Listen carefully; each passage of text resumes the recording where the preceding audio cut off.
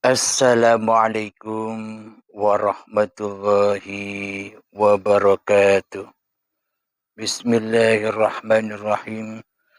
Ashhadu an la ilaha illallah wa ashhadu anna Muhammadar Rasulullah.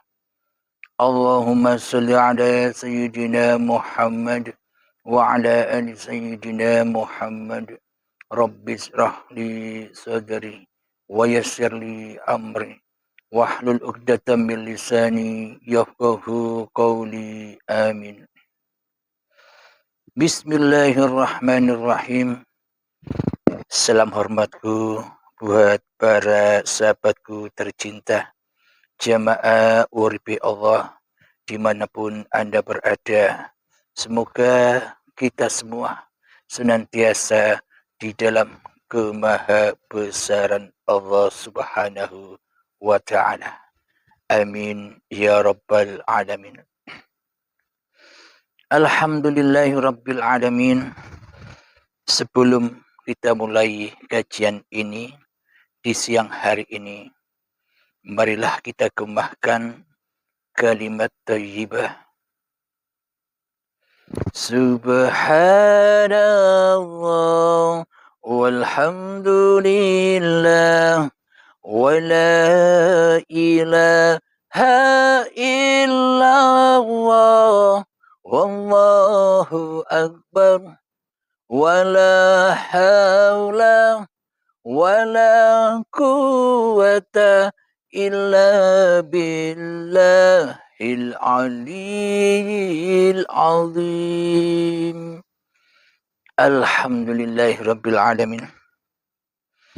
Pada siang ini kajian kami beri judul aplikasi khusyuk di dalam sholat.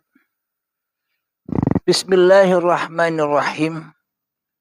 Apa sih, bagaimana sih khusyuk itu yang sebenar-benarnya di sisi Allah? Sementara khusyuk di dalam sholat menurut manusianya, menurut mayoritas manusianya, mentok-mentoknya kita harus tahu makna kalimat apa yang kita baca.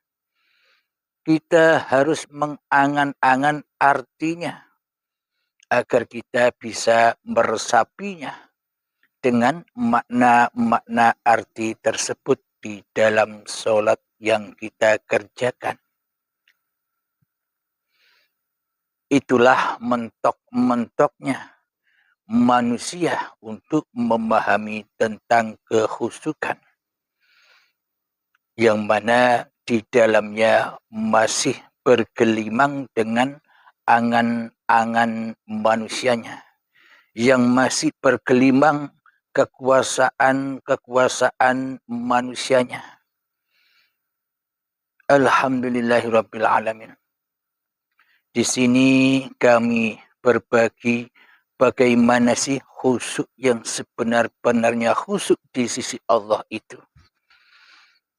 Khusyuk yang sebenar-benarnya khusyuk di sisi Allah itu adalah ketika Allah sudah maha besar dari diri manusiamu di hatimu. Khusyuk itu adalah bila Allah sudah maha wujud dari kewujudan diri manusiamu di hatimu. Khusyuk itu adalah bila Allah sudah maha hidup dari hidup manusiamu di hatimu. Khusyuk itu adalah bila Allah sudah maha kuasa atas kuasa dirimu di hatimu. Jadi pas sudah makna khusyuk yang sebenar-benarnya khusyuk itu adalah ketika Allah sudah esa, ketika manusia sudah tenggelam, ketika manusia sudah mati syahid, ketika manusia sudah tenggelam di dalam uripe Allah. Itulah khusyuk itu. Jadi untuk mengaplikasikan khusyuk di dalam sholat, ya kita awal sebelum kita mengerjakan sholat, atau kita harus bisa memahabesarkan Allah daripada kemahabesaran diri manusia kita di hati kita. Jadi sebelum aplikasi di dalam sholat, kita perbanyak latih dan berlatih selalu memahabesarkan Allah daripada memahabesarkan hawa nafsu kita sendiri di hati kita. Jadi latihan-latihan khusyuk itu bisa dilakukan dimanapun, keadaan apapun, aktivitas apapun. Contoh yang seringan-ringannya, ketika kita sedang duduk, maka berlatihlah di situ, temui Allah di situ. Maha besarkanlah Allah yang menguasakan badan ini untuk duduk. Bertapalah di dalam dudukmu guna bertemu dengan kemahabesaran Tuhanmu yang telah mendudukkanmu. Masuklah ke dalam dirimu, temui hidup yang selama ini kau akui sebagai hidupmu. Temui hidup yang selama ini kau akui sebagai hidupmu. Maka setelah bertemu dengan hidup yang kau akui sebagai hidupmu, maka persembahkanlah kembali hidup yang kau akui itu kepada uripe Allah. Bahwa sebenarnya manusiamu tak layak untuk hidup. Manusiamu tak layak punya sifat hidup. Manusiamu tak layak punya sifat kuasa. Jadi persembahkanlah ketika aktivitas duduk berlangsung, masuklah ke dalam dirimu, temui hidup yang kau akui sebagai hidupmu. Setelah ketemu, baru pasrahkan, relakan bahwa hidup ini, badan ini hanyalah dohir batinnya Allah, bukan dohir batinnya manusia. Karena manusia tak punya sifat apapun, manusia tak punya sifat dohir dan batin. Hanya Allah lah yang punya sifat dohir dan batin. Jadi sebenarnya manusia ini tak punya sifat apa-apa kecuali sifat-sifatnya Allah. Jadi untuk berlatih khusyuk, maka di setiap keadaan itulah jalan Shiratal Mustaqim. Duduk kita itu Shiratal Mustaqim. Bagaimana caranya di dalam duduk itu kita bisa bertemu Allah. Kita bisa mengabdi kepada Allah di dalam duduk itu dengan cara persembahkan kembali bahwa hidup ini Allah, yang mendudukkan badan ini Allah. Itulah cara khusyuk di dalam duduk kita. Ketika kita sedang minum, sebelum minum saksikan hidup ini yang menggerakkan tangan kita untuk mengambil air minum. Saksikanlah di situ kemahabesaran Allah yang menggerakkan tangan ini untuk mengambil minum. Jadi jangan sampai hati kita keluar dari hati kita, agar kita tetap menyaksikan uripe Allah yang maha akbar, yang maha suci, yang berkuasa atas diri kita. Jadi saksikanlah semua pergerakan-pergerakan uripe Allah atas badan-badan ini, agar kita bisa memaha-akbarkan hanya Allah yang berkuasa atas diri manusia kita. Sehingga subhanalladzi asra bi'abdihi, sehingga maha sucilah Allah dari diri manusianya. sehingga maha hiduplah Allah dari hidup manusianya, sehingga maha kuasalah Allah dari kuasa manusianya. Jadi untuk berlatih khusyuk itu harus selalu masuk ke dalam diri. Jangan sampai berada di luar diri. Karena bila kita berada di luar diri, itulah jahanam. Pasti kita tersesat di luar diri itu. Karena di luar diri banyak salib-salib yang akan mengecoh iman kita. Jadi masuklah, saksikanlah bahwa hidup inilah yang berkuasa atas pergerakan apapun badan ini. Masuklah ke dalam diri, bertapalah di sana, bersujudlah di sana. Makna dari bersujud di dalam diri itu mentiadakan, memfanahkan diri manusia kita terhadap Allah Subhanahu wa Ta'ala yang telah menciptakan manusia kita.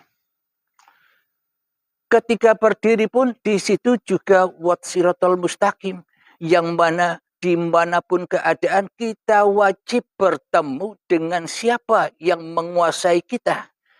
Jangan pernah kita bertemu dengan apa yang dikuasainya.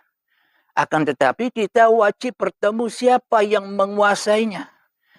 Selama ini kita hanya menyaksikan siapa yang dikuasainya. Yakni kita hanya menyaksikan makhluk-makhluk ciptaannya daripada menyaksikan siapa yang telah menciptakannya. Maka dari itu untuk berlatih khusyuk di dalam sholat dan di dalam keadaan apapun, kita wajib masuk ke dalam diri. Bersujudlah di sana, beriktikaflah di dalamnya. Karena hakikat badan-badan inilah Masjidil Haram itu. Masjid untuk tempat bersujud. Bersujud maknanya bukan sujudnya raga. Bukan posisi sujudnya badan ketika sholat. Maknanya sujud di dalam diri adalah mentiadakan kekuasaan diri manusiamu di hatimu. Mentiadakan hidup diri manusiamu di hatimu. Memfanahkan semua apa yang diakui sebagai milik manusia kita. Dipersembahkan lagi kepada Allah yang berkuasa dan yang menciptakan manusia kita. Itulah makna bersujud itu. Jadi hakikat makna khusyuk yang sebenar-benarnya adalah ketika dirimu sudah tak kuasa lagi atas dirimu di hatimu, maka nyatalah kekuasaan Allah atas dirimu di hatimu. Alhamdulillahirabbil alamin. Ketika takbiratul ihram, sebelum takbiratul ihram kita berniat untuk sholat, contoh sholat subuh. Usolli fardhu subhi rak'ataini mustaqbilal qiblati adaan lillahi ta'ala. Lillahi ta'ala inilah jalan masuk untuk khusyuk. Jalan masuk untuk mentiadakan dirimu di hatimu. Lillahi ta'ala inilah jalan masuk ke jannah, ke dalam surganya Allah. Maka ketika sudah berniat, Allahu Akbar, ketika takbiratul ihram, maka nyatalah kebesaran Allah yang menggerakkan tangan ini. Maka nyatalah kebesaran Allah yang memberdirikan badan ini. Maka nyatalah kebesaran uripe Allah yang menggerak-gerakkan badan di waktu sholat itu. Maka ketika takbiratul ihram, Allahu Akbar, manusianya disuruh sendekap. Ini maknanya manusia disuruh mati, disuruh tiada, disuruh tak berpuasa lagi, disuruh tak hidup lagi. Biar hanya Allah lah yang menguasaimu, biar hanya Allah lah yang menggerakkan tubuhmu. Karena dirimu tak berhak atas pergerakan tubuhmu. Karena kau bukan Tuhan. Kau hanya makhluk yang diperankan. Kau hanya makhluk yang diciptakan. Kau hanya makhluk yang dipergerakkan oleh Tuhanmu yang telah menciptakanmu. Jadi masuklah ke dalam dirimu. Hilangkan, hempaskan, panahkan kewujudan diri manusiamu. kehidupan diri manusiamu, kekuasaan diri manusiamu di hatimu, maka nyatalah Allahu Akbar itu. Jadi inilah yang dimaksud khusyuk itu. Ketika Allah lebih besar daripada makhluknya. Ketika Allah lebih hidup daripada makhluknya. Ketika Allah maha kuasa atas diri makhluknya. Itulah khusyuk itu. Makna dari khusyuk itu adalah iman. Jadi iman itu adalah ketika sudah tak wujudnya dirimu di hatimu, ketika sudah tak hidupnya dirimu di hatimu, ketika sudah tak berkuasanya dirimu di hatimu, kecuali kuasa uripe Allah Subhanahu wa Ta'ala. Inilah iman yang dimiliki para nabi, iman yang dimiliki para rasul, dan iman yang ada pada uripe yang ada pada Kanjeng Nabi Muhammad sallallahu alaihi wasallam. Apa buktinya? Muhammad, bukan kamu yang melempar itu. Muhammad, bukan kamu yang memanah itu. Muhammad, bukan kamu yang membunuh itu. Akan tetapi akulah pelaku dari semua itu. Inilah makna dari iman yang dimiliki oleh para nabi dan rasul, terkhususnya junjungan kita Nabi Muhammad sallallahu alaihi wasallam, yang mana hawa nafsunya sudah tak berkuasa lagi, yang mana hidup hawa nafsunya sudah mati, yang ada hanya nafsu yang tenang. Ya ayyatuhan nafsul mutmainnah, wahai jiwa-jiwa yang tenang. Bagaimanakah kita bisa tenang? Caranya bagaimana agar hati kita bisa tenang? Caranya adalah irji'i ila rabbiki radiyatan mardiyah. Caranya adalah pulanglah, roji'unkanlah hidup dan badan yang selama ini aku akui sebagai hidup dan badanmu. Kembalikanlah dengan rela, kembalikanlah dengan ridha. Bersujudlah di hadapan Allah, persembahkan lagi kepada Allah bahwa hidup dan badan ini hanyalah milik Allah. Itulah cara agar supaya hati kita bisa tenang. Maka ketika itu sudah terjadi, ketika kita sudah memasrahkan bahwa hidup dan badan ini bukan hidup dan badan manusia kita lagi, bahwa hidup dan badan ini adalah zahir batinnya Allah, maka setelah kita persembahkan amanah-amanah Allah ini, amanah-amanah yang mana kita tak berhak untuk mengakuinya, maka fadkhuli fi ibadi, maka masuklah kalian ke dalam hamba-hambaku yang mengabdi. Maknanya hamba yang mengabdi itu bagaimana? Apapun yang dikerjakan oleh badan ini, apapun pergerakan badan ini, bila di dalam hati kita selalu masuk dan masuk ke dalam diri, maknanya menyaksikan hidup, menyaksikan uripe Allah yang selalu berkuasa atas badan ini. Itulah yang dimaksud mengabdi.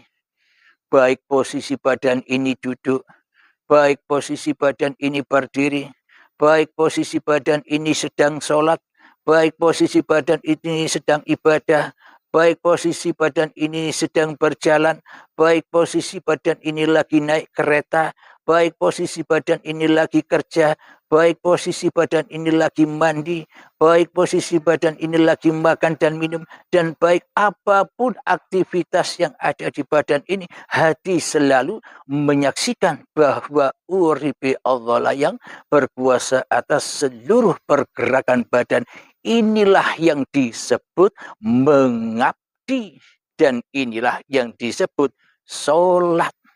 Aqimis sholat liyadzikri, dirikan sholat hanyalah untuk mengingat aku. Bila kita sholat 5 waktu tapi tidak ingat Allah, akan tetapi ingat kepada dunia dan urusan-urusan bisnis kita, apakah itu disebut sholat? Bukan. Itu fawailun, sholat yang celaka. Sholat yang mana Sholat itu akan menjadi neraka baginya. Karena sesungguhnya di dalamnya tidak menyaksikan Allah, akan tetapi menyaksikan selain Allah. Eto wae sholat mung maksiat wae. Alhamdulillahirabbil alamin, karena tidak beriman kepada Allah, karena tidak punya modal khusyuk untuk menghadap dan mengabdi kepada Allah, karena belum awwaluddin ma'rifatullah. Jadi makrifat itu sangat amatlah wajib bagi manusia yang beragama dan yang bertuhan. Agama apa saja? Agama apa saja? Yang terpenting kita tahu siapa Tuhan yang menciptakan diri kita. Jadi semua Tuhannya manusia, baik manusia itu agama Islam, Nasrani, Majusi, Yahudi, Sabi'in, dan siapapun mereka. Semua itu ciptaan Allah, dituhani oleh Allah, dituhani oleh uripe Allah.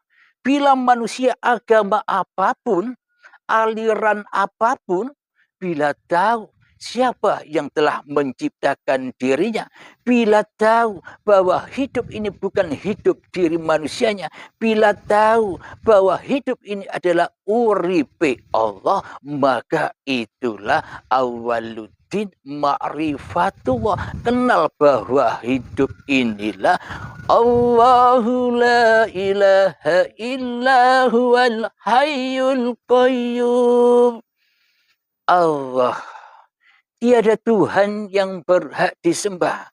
Dialah hidup yang menghidupi alam semesta ini. Hidup yang menghidupi seluruh makhluknya. Dialah Tuhannya seluruh manusia. Apapun agamanya, Tuhannya Esa. Apapun alirannya, Tuhannya Ahad, yakni uripe Allah. Jadi meskipun beda syariat, meskipun beda agama, tapi bila tahu kepada siapa Tuhan yang telah menciptakannya, Tuhan yang telah menghidupkannya, maka pasti akan ahad, pasti akan esa. Inilah istilah atau kiasan sanepan, pandanglah yang satu terhadap yang banyak. Dan pandanglah yang banyak terhadap yang satu. Ini maksudnya. Meskipun berbeda-beda suku, berbeda-beda bangsa, suku bangsanya berbeda-beda, berbeda-beda agamanya, berbeda-beda alirannya, maka bila sudah tahu siapa hidup ini, siapa urip iki, maka bila sudah mengetahui bahwa urip iki adalah uripe Allah, hidup ini adalah hidupnya Allah, hayat ini adalah hayatullah, perbedaan-perbedaan itu akan mengerucut menjadi ahad. Jadi hancur leburlah perbedaan-perbedaan kulit, hancur leburlah perbedaan-perbedaan suku, hancur leburlah perbedaan-perbedaan agama, hancur leburlah perbedaan-perbedaan bangsa-bangsa akan menjadi ahad. Inilah yang dimaksud bahwa agama Islam, agama yang selamat ini adalah agama yang rahmatan lil alamin, merahmati seluruh manusia bagi manusia yang dikehendaki Tuhannya. Jadi inilah jalan untuk belajar khusyuk, belajar untuk mengahadkan segala sesuatu yang kita pandang, belajar mengahadkan segala sesuatu yang kita dengar, belajar mengahadkan segala sesuatu, nama-nama apapun yang ada di luar diri kita sebenarnya dari nama yang satu, yakni Allah. Bila tak ada Allah, maka tak adalah semua biliunan nama-nama yang ada di alam semesta ini. Jadi adanya nama-nama segala sesuatu biliunan banyaknya. Sifat-sifatnya segala sesuatu biliunan banyaknya sifat. Maka tanpa Allah juga takkan pernah ada. Jadi adanya segala sesuatu karena adanya Allah. Maka pandanglah sumber dari segala sumber adanya segala sesuatu itu, ya pandanglah uripe Allah agar tidak tersesat jalan kita menuju Allah, agar tidak jatuh dan jatuh ke lembah jahanamnya hawa nafsu kita lagi. Itulah cara belajar, dan belajar untuk khusyuk bertemu Allah, untuk khusyuk mi'rad kepada Allah. Aqimis sholat lidzikri. Jadi dan tujuan sholat itu adalah untuk mi'rad bertemu Allah, untuk tajalli ketemu Allah, untuk wusul ketemu Allah. Maka bukan maksudnya bertemu antara hamba dan Tuhan. Maknanya salah satunya harus hancur, salah satunya harus fana, salah satunya harus lebur, salah satunya harus mati. Selama ini kan yang hancur lebur Allahnya di dada kita. Selama ini kan yang mati Allahnya di dada kita. Selama ini yang tak berkuasa hanyalah Allah di dada kita. Sementara yang wujud kita, sementara yang hidup kita, sementara yang berkuasa kita, sedang Allah tak punya kekuasaan apapun di dalam hati kita. Berarti yang jadi Allah selama ini siapa? Siapa yang jadi Allah selama ini? Yang ngaku-ngaku jadi Allah selama ini siapa? Yang mensekutukan sifatnya Allah dengan sifatnya manusia kita selama ini siapa? Yang wujud di dalam hati kita selama ini siapa? Allah kah apa hawa nafsu kita? Bila yang wujud di dalam hati kita bukan Allah tapi diri manusia kita, apa bedanya kita dengan orang-orang yang tak bertuhan? Orang-orang yang ateis, apa bedanya kita dengan mereka bila itu yang terjadi di dalam hati kita? Baju-bajunya saja gambarnya taat, baju-bajunya saja lambangnya beragama, baju-bajunya saja lambangnya sudah bertuhan. Akan tetapi baju-baju itu semua hanyalah untuk melindungi kelestarian keateisan hati kita sendiri di dalamnya. Agar tidak dilihat oleh manusia bahwa kita ini ateis. Agar manusia tertipu pandangannya kepada kita. Agar manusia memandang kebaikan kita saja. Agar manusia hanya memandang baju-baju yang kita kenakan saja. Pada hakikatnya dalamnya bajunya najis. Dalamnya bajunya kotor. Di dalam bajunya penuh dengan kesyirikan dan kemungkaran. Itulah keateisan kita selama ini. Mana mungkin kita bisa khusyuk di dalam sholat-sholat yang kita kerjakan. Wong selama ini kita yang jadi Tuhannya. Kita menghadap diri kita sendiri di dalam sholat dan ibadah kita. Kita hanyalah untuk pemuas hawa nafsu kita sendiri saja. Ibadah dan sholat yang kita kerjakan untuk bangga-banggaan, untuk mulia-muliaan di sisi manusia. Karena kita belum bertuhan selama ini. Tanpa kita bertuhan, mana mungkin kita punya agama. Tanpa bertuhan, mana mungkin kita bisa Islam, bisa selamat hati kita menuju Allah. Melainkan selama ini kita hanya pulang dan pulang rojiun kepada iblis dan setan yang menjadi guru kita selama ini. Iblis dan setan yang menjadi gusti kita selama ini. Iblis dan setan yang selama ini menjadi junjungan kita di dalam hati kita selama ini. Karena kita selama ini mematuhi perintah-perintahnya iblis dan setan untuk selalu jauh dan jauh dari Tuhan yang menciptakan diri kita. Jadi untuk sholat yang khusyuk, ya kita wajib membaca kitab-kitab suci diri manusia kita dahulu. Kita wajib tahu kesalahan-kesalahan diri manusia kita dahulu. Untuk khusyuk kita wajib tahu sejarah kedzaliman, kejahilian hati kita dahulu. Maka di ayatnya man arafa nafsahu Barang siapa sudah tahu hakikat diri manusianya, faqad arafa rabbahu, maka ia akan mengenal Tuhannya. Bila diri kita saja tak pernah membaca kitab suci kita, bila saja kita tak pernah membaca kitab Al-Qadim diri manusia kita, mana mungkin kita bisa mengenal yang maha suci, yang mensucikan setiap hati manusia.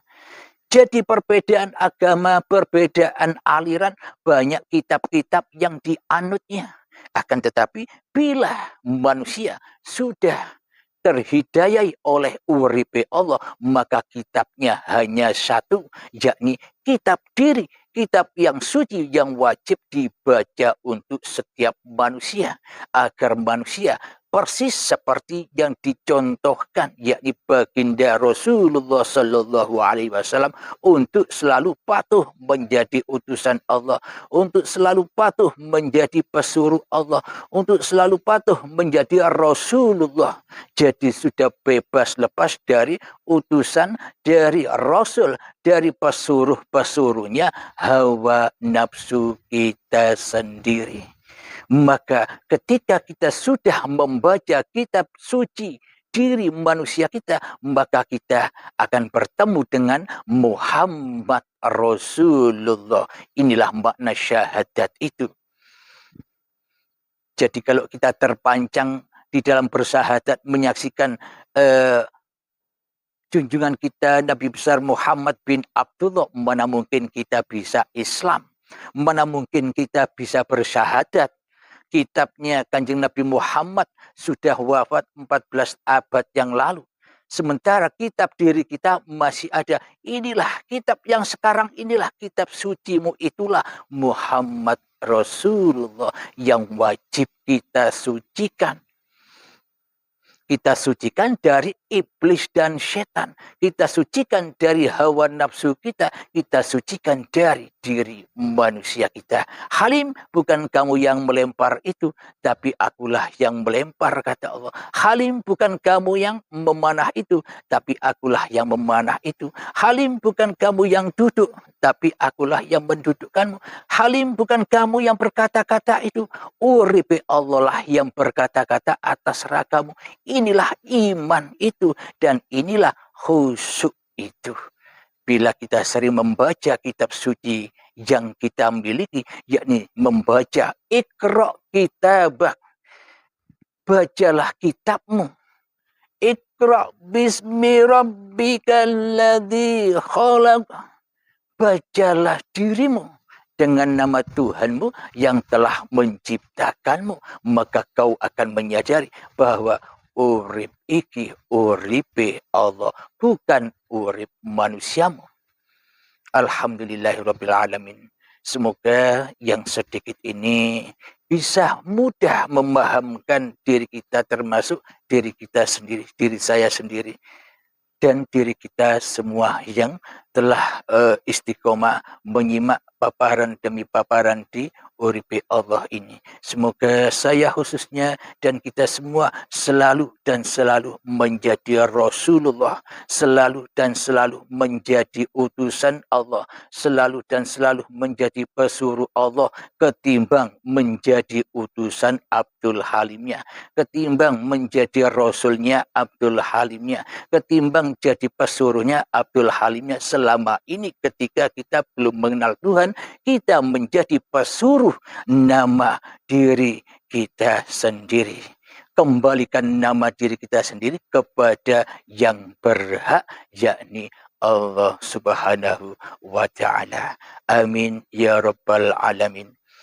Allahumma salli ala sayyidina Muhammad wa ashghili zalimin bizalimin. Allahumma salli ala sayyidina Muhammad وأشغل الظالمين بالظالمين وأخرجنا من بينهم سالمين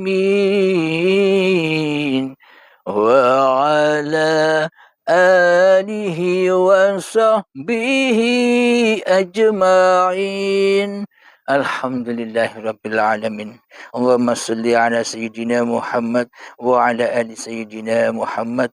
ربنا آتنا في الدنيا حسنة وفي الآخرة حسنة وقنا عذاب النار. وصلى الله على سيدنا محمد وعلى آله وصحبه وسلم. والحمد لله رب العالمين. Akhir kalam. Assalamualaikum warahmatullahi wabarakatuh.